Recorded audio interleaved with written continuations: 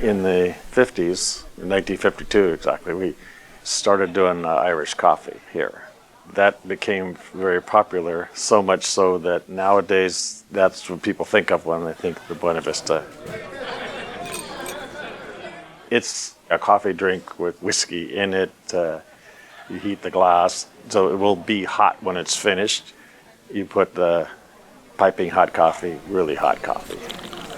And then the sugar, precisely measured. We use sugar cubes so that it's exactly a certain amount, which means they have to break it up, stir it up, and it's very entertaining to watch. Then precisely put in a very good American shot, and then use the heavy cream done in a blender, like a milkshake blender.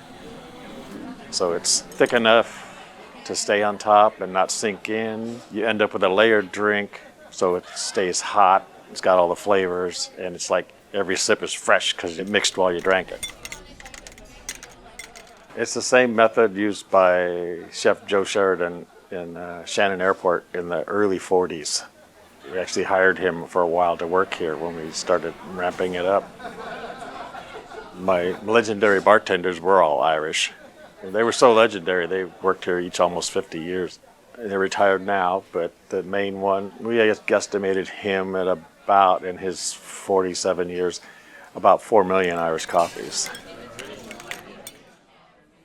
When we did introduce the Irish coffee, we ended up increasing the exports of Irish whiskey from Ireland measurably.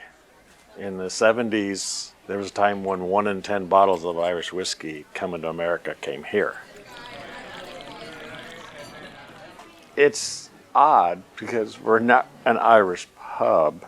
Most of the food is just standard American fare. It's just, we do so much Irish coffee with everything. So it's kind of like our iconic thing.